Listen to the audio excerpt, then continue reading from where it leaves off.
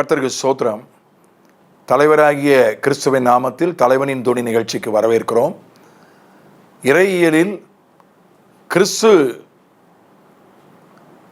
ஏன் உயிர்த்தெழ வேண்டும், அவர் உயிர்த்தெழுந்ததற்கான நிரூபணங்கள் என்ன என்று நாம் பார்க்க போகிறோம். இயேசு உயிர்த்தெழுதவில்லை என்று சொல்லக்கூடிய 3 கருத்துக்கள், 3 கொள்கைகள் உண்டு. அவர் உயிர்த்தெழவே இல்லை என்று சொல்லக்கூடிய ஒரு 3 கொள்கைகள். இந்த கொள்கைகளை பார்க்க போகிறோம். ஒன்று மயக்க கொள்கை. The theories against the resurrection of Lord Jesus. முதலாவது காரியம் மயக்க கொள்கை. மயக்க கொள்கைனா என்ன? இயேசு மயங்கி இருந்தார், அவர் சாகவில்லை. அவரை சிலுவையில் அரைஞ்சாங்க, அடிச்சாங்க. அவர் சுயநினைவு இல்லாமல் கோமாவில் இருந்தார், மயங்கி இருந்தார். கோமா தியரின்னு சொல்லலாம். அதை மயங்கி இருந்தார், சுயநினைவு இல்லாமல் இருந்தார், செத்துட்டாருன்னு நினச்சி அவர் அடக்கம் பண்ணிட்டாங்க.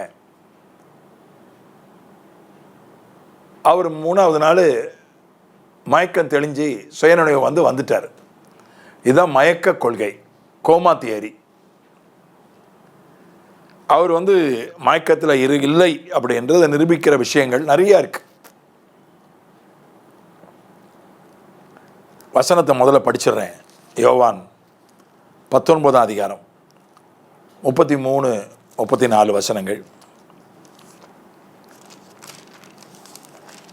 அடுத்த நாள் ஓய்வு நாள். இயேசுவை சிலுவையில் அறைஞ்சதுக்கு அடுத்த நாள் ஓய்வு நாள். அன்னைக்கு சிலுவையில் யாரும் தொங்கக்கூடாது. பொதுவாக சிலுவையில் அறையப்பட்டவங்க 3 நாள் வரைக்கும் தொங்குவாங்க, உடனே சாக மாட்டாங்க. சிலுவை மரணம் தான் இருக்கிறதுலே கொடுமையான மரணம், பயங்கரமான மரணம்.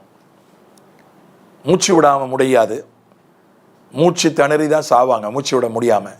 பறவைகள் வேற கொத்தும் அவங்களுடைய காயங்களை, அது வேற ஒரு சித்திரவதை. அதனால் அடுத்த நாள் ஓய்வு நாள் அன்னைக்கு அவங்க சிலுவையில் தொங்கக்கூடாதுன்றதுக்காக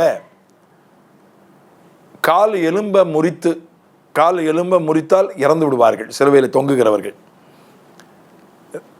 இயேசுவுக்கு 2 இந்த பக்கத்திலே அந்த பக்கத்திலே இருந்த கள்ளர்களுடைய கால் எலும்பை முறித்தார்கள். 33ஆம் வசனம் யோவான் 19.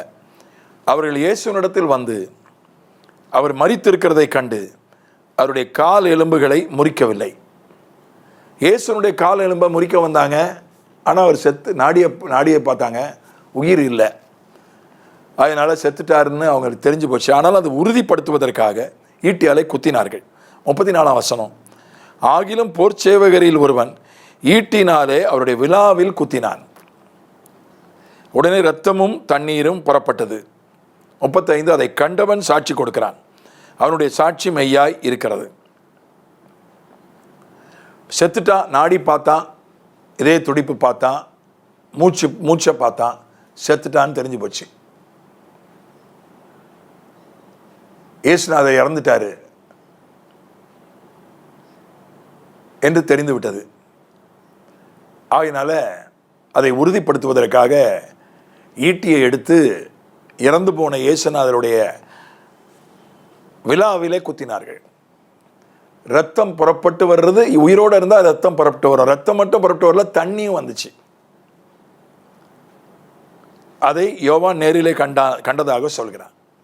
மருத்துவ ரீதியாக அதுக்கு என்ன விளக்கம் என்றால், அதிகாரப்பூர்வமான விளக்கம், ரத்தம் மட்டும் வந்தால் உயிரோடு இருக்காங்கன்னு அர்த்தம். தண்ணீரும் சேர்ந்து வந்துச்சுன்னா இறந்துட்டா. அது தண்ணீர் அல்ல, ஒரு விதமான திரவம்.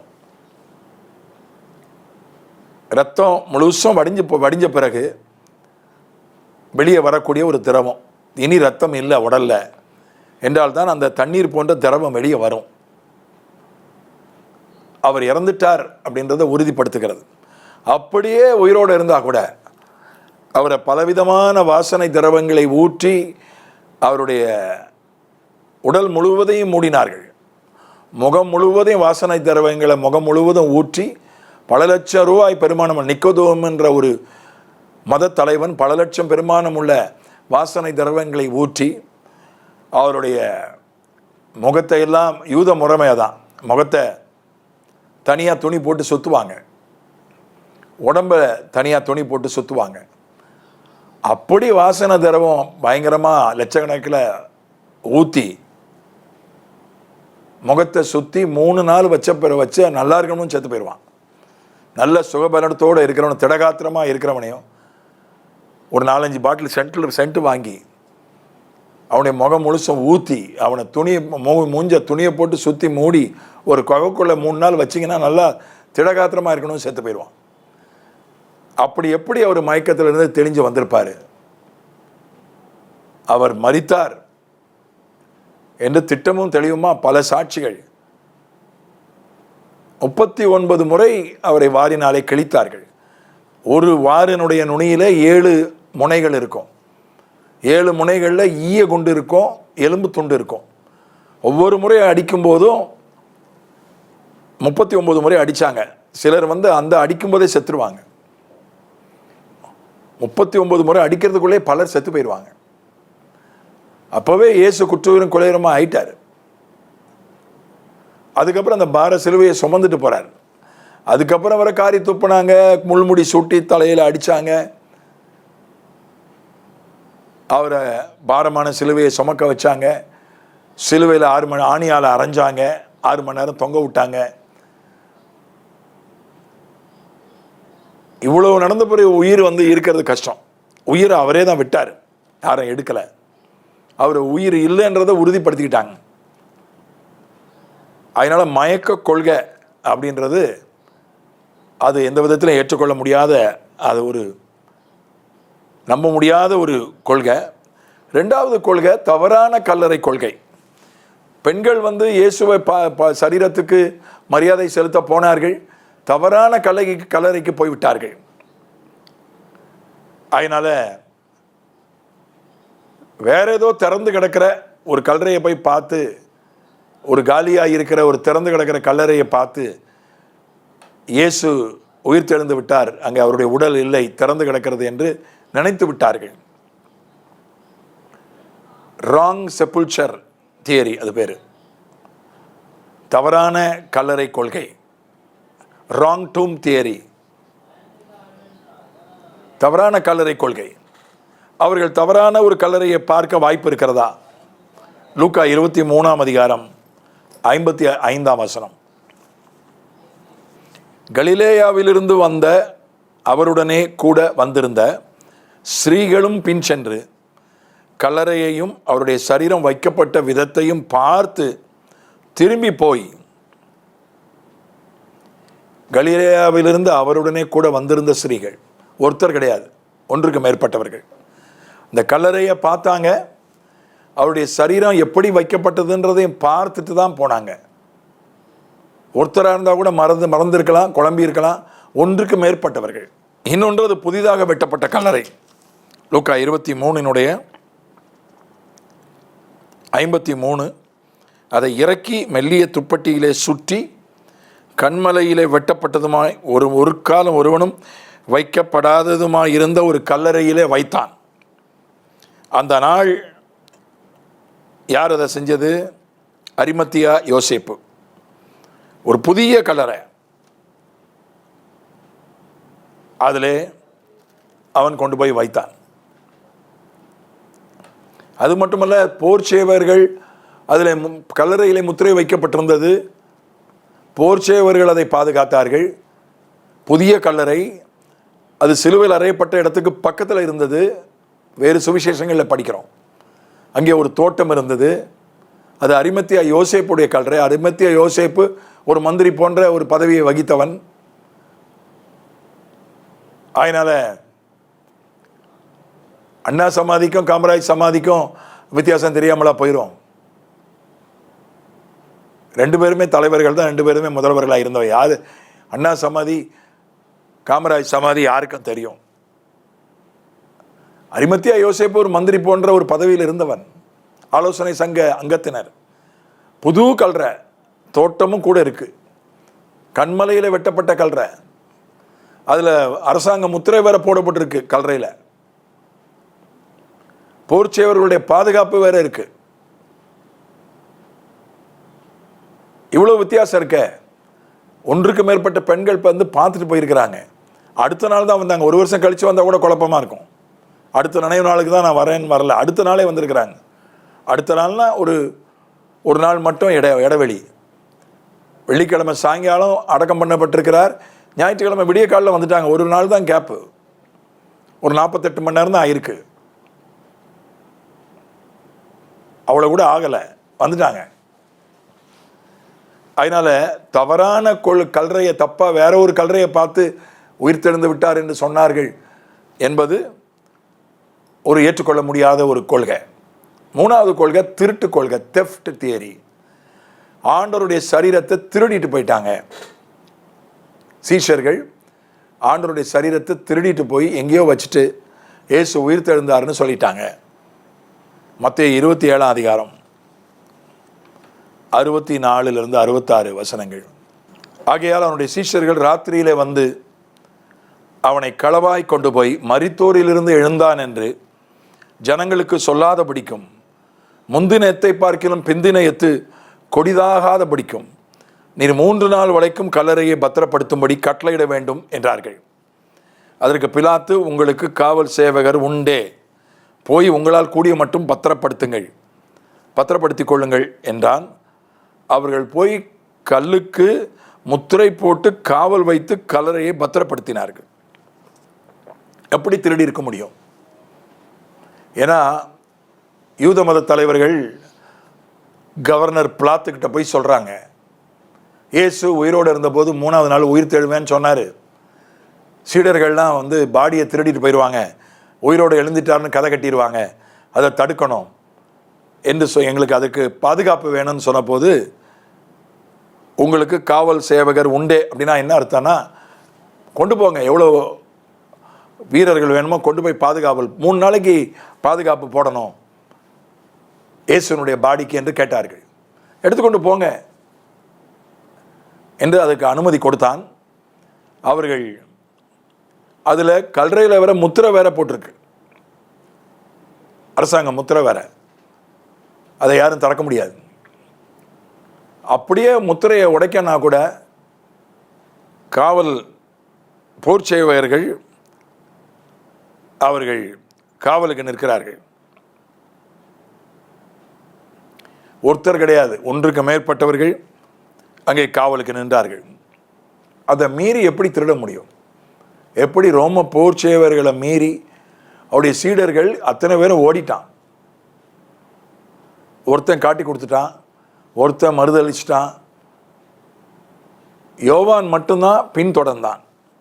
யோவானுக்கு கொஞ்சம் அரசாங்கத்தில் அதிகாரிகள் தலைவர்களோடு அறிமுகம் உண்டு, செல்வாக்கு உள்ளவன், பணக்காரன். அவன் மட்டும் ரகசியமாக இயேசுவை பின்தொடர்ந்தான், அவ்வளோதான். அவனும் போய் பகிரங்கமாக போய் காட்டிக்கல. அரிமத்தியா யோசேப்போ நிக்கோதேமுவோ தான் செஞ்சிருக்கணும், செஞ்சா திருடணும்னு நினச்சா கூட அவங்க திருடலை. ஏன்னா அவங்க தான் அடக்கம் பண்ணாங்க. அப்போனா அவங்க அடக்கம் பண்ணியிருக்க மாட்டாங்க, வேற ஏதாவது பண்ணியிருப்பாங்க. இயேசுனுடைய சரீரத்தை எங்கேயாவது ஒளிச்சு வைக்கணும்னு நினச்சிருந்தா ஒரு கண்மலையில் வெட்டப்பட்ட ஒரு குகையில் கொண்டு வந்து அடக்கம் பண்ணியிருக்க மாட்டாங்க. எங்கேயாவது மண்ணில் தோண்டி குழி தோண்டி புதைச்சிருப்பாங்க. அல்லது வேறு விதமாக யோசேப்பை ஒரு பெட்டியில் வச்ச மாதிரி, யோசேப்பை புதிய ஏற்பாட்டில் பழைய ஏற்பாட்டில் யோசேப்பை ஒரு பெட்டியில் வச்சு பதப்படுத்தி அவனுடைய உடலை பதப்படுத்தி வச்சாங்க, அப்படி வச்சிருப்பாங்க. அதை திருடி கொண்டு போக வேண்டும் என்று நினைக்கிறவர்கள் ஒரு கல்லறையை ஒரு குகையில் கொண்டாந்து, கண்மலையில் வெட்டப்பட்ட குகையில் கொண்டாந்து வைக்க மாட்டாங்க. இப்போ அதுக்கு முத்திரை போட்டு போர் சேவர்கள் காவலில் இருக்காங்க. எல்லா சீடர்கள் இயேசு உயிர்த்தெழுந்த பிறகு கூட யூதருக்கு பயந்து கதவையும் ஜன்னலையும் பூட்டிக்கிட்டு இருந்த கோழைகள் தான் சீடர்கள். அந்த நிலையில் தான் இருந்தாங்க. அவங்க எப்படி வந்து திருடி இருப்பாங்க? தங்களை பாதுகாத்தா போதும்னு தொடர்நடுங்கிகளாக இருந்தார்கள். பரிசுத்தாவி பெற்ற பிறகு தான் அவர்கள் தைரியசாலியாக மாறினார்கள். அவர்கள் எப்படி திருடி இருப்பார்கள்? பெண்களுக்கு வந்து திருட வேண்டும் என்கிற எண்ணம் கிடையாது.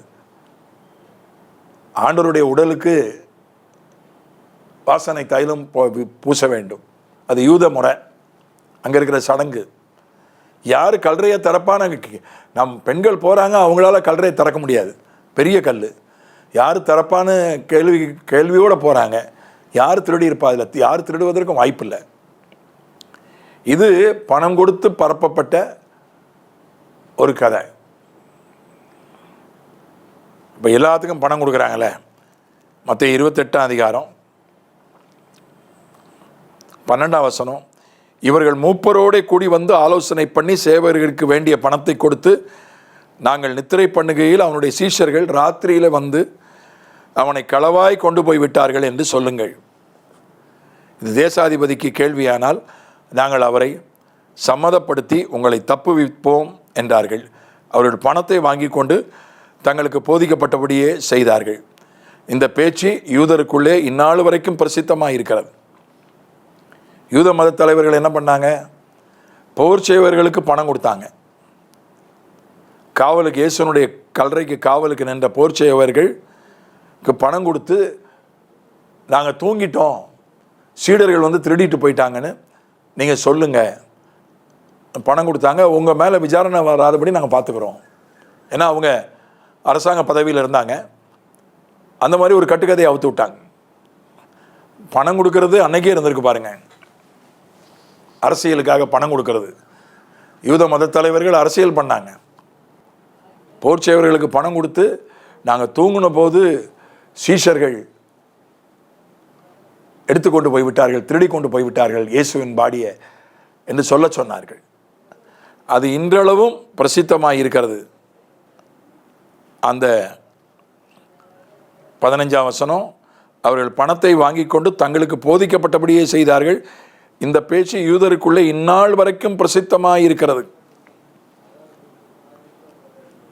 அவங்க அப்படி ஒரு பொருளை பரப்பி விட்டாங்க, இயேசுனுடைய பாடியை திருடிட்டு போயிட்டாங்க. யூதர்கள் நடுவில் அது ரொம்ப பரவி விட்டது, புகழ் பெற்று விட்டது. இதான் திருட்டு கொள்கை. எப்படி திருட முடியும்? அவ்வளவு பாதுகாப்பு. இவர்கள் போர் பயிற்சி பெற்றவர்கள் அல்ல, கொரில்லா பயிற்சி பெற்றவர்கள் அல்ல. உள்நாட்டு யுத்தம் பண்ணுவதற்கு கொரில்லா பயிற்சி அல்லது தீவிரவாத செயல்களில் ஈடுபடுவதற்கு பயிற்சி பெற்றவர்கள் கிடையாது. உணர்ச்சி வசப்பட்டு பேதுரு பிரதான வேச ஆசாரியனுடைய வேலைக்காரனை வெட்டினான். எப்படி வெட்டினான்? காதை வெட்டினான்.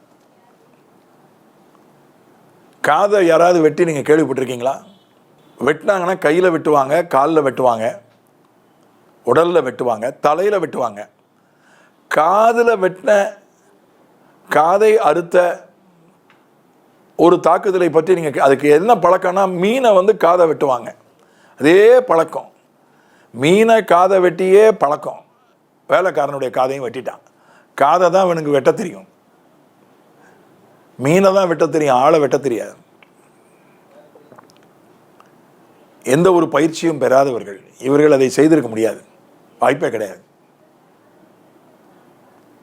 கண்கண்ட சாட்சிகள் உண்டு. இயேசு உயிர்த்து எழுந்த பிறகு அவர் உடலோடு வந்ததை பார்த்த 500க்கும் மேற்பட்டவர்கள் இருந்தார்கள். 1 கொரிந்தியர் 15 அதிகாரம் 3-8 வசனங்கள். நான் அடைந்ததும் உங்களுக்கு பிரதானமாய் ஒப்புவித்ததும் என்னவென்றால், கிறிஸ்துவானவர் வேத வாக்கியங்களின்படி நமது பாவங்களுக்காக மரித்து அடக்கம் பண்ணப்பட்டு வேத வாக்கியங்களின்படி 3ஆம் நாளில் உயிர்த்தெழுந்து கேபாவுக்கும் பின்பு 12 தரிசனமானார். அதன் பின்பு 6ஆம் வசனம் 1 கொரிந்தியர் 15, அவர் 500 பேருக்கு அதிகமான சகோதரருக்கும் ஒரே வேளையில் தரிசனமானார். அவர்கள் அநேகர் இந்நாள் வரைக்கும் இருக்கிறார்கள், சிலர் மாத்திரம் நித்திரை அடைந்திருக்கிறார்கள். பின்பு யாக்கோபுக்கும் அதன் பின்பு அப்போஸ்தலர் எல்லாருக்கும் தரிசனமானார். எல்லாருக்கும் பின்பு அகால பிறவி போன்ற எனக்கும் தரிசனமானார். பழைய ஏற்பாட்டில் ஆண்டவர் தரிசனமானதற்கும் புதிய ஏற்பாட்டில் தரிசனமானதற்கும் என்ன வித்தியாசம்? பழைய ஏற்பாட்டில் அவர் தேவனாய் மட்டும் இருந்தார். புதிய ஏற்பாட்டில் அவர் மனிதனாயும் இருக்கிறார்.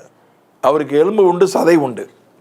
சதையோடு எலும்போடு அவர் தரிசனமானார். இங்கே சொல்லப்பட்டிருப்பது சரீர கண்களாலே பார்க்கிற விதத்திலே தரிசனமானார். தோமாவை பற்றி பார்த்து சொன்னார், உள்ள போட்டு பாருப்பா, தொட்டு பாரு, உன் விரலை என் காயத்துக்குள்ள போட்டு பாருன்னாரு. சீஷர்களுக்கு தரிசனமான போது பார்த்தார், நான் ஒரு ஆவி கிடையாது, பாரு, எனக்கு சதை இருக்கு, எலும்பு இருக்குன்னு சொன்னார். சாப்பிட்டு காமிச்சார். ஒரு ஆவியால சாப்பிட முடியாது, சாப்பிட்டு காமிச்சார். நடந்து காமிச்சார். ஒரு ஆவியால நடக்க முடியாது, ஒரு சீஷரோடு நடந்து காட்டினார். அதனால அவர் சதையோடு எலும்போடு உடலோடு இருக்கிறேன், உயிரோடு இருக்கிறேன் என்று சரீர கண்களால் பார்க்கிற அளவுக்கு காட்சி அளித்தார். 500க்கு மேற்பட்டவர்களுக்கு ஒருத்தருக்கு காட்சி அளித்தால் பிரம்மை என்று சொல்லிவிடலாம். ஒரு குடும்பத்துக்கு மட்டும் காட்சி அளித்தார், பிரம்மை என்று சொல்லிவிடலாம். 12 சீடர்களுக்கு மட்டும் காட்சி அளித்தால் அது கூட பிரம்மை, மாஸ் ஹிஸ்டீரியா என்று உளவியல்ல ஒன்று உண்டு. Mass hysteria. 500 பேருக்கு மேற்பட்டவர்களுக்கு ஒரே நேரத்திலே காட்சி அளித்திருக்கிறார். பல்வேறு சந்தர்ப்பங்களிலே காட்சி அளித்திருக்கிறார். பவுல் கிறிஸ்தவத்தின் எதிரி, அவனுக்கு காட்சி அளித்திருக்கிறார். கிறிஸ்தவத்தை நம்பினவங்க தான் அப்படியே பிரம்மையில் இருந்தாங்கன்னு சொல்லலாம். கிறிஸ்தவத்தின் நம்பர் எதிரி பவுல், அவனுக்கு காட்சி அளித்தார். அதுதான் அவன் கிறிஸ்தவனாய் மாறுவதற்கான ஒரு காரணமாய் அமைந்தது.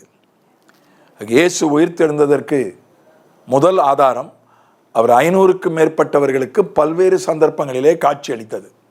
பிதாவே, இயேசுவின் நாமத்தில் உம்முடைய உயிர்த்தெழுதலின் வல்லமைக்காய் மகிமைக்காய் ஸ்தோத்திரம். உயிர்த்தெழுதலின் சாயலுக்காய் ஸ்தோத்திரம். ஆண்டவரே, நீர் உயிரோடு எழுந்ததினால் தேவனுடைய குமாரன் என்று பலமாய் நிரூபிக்கப்பட்டீர்.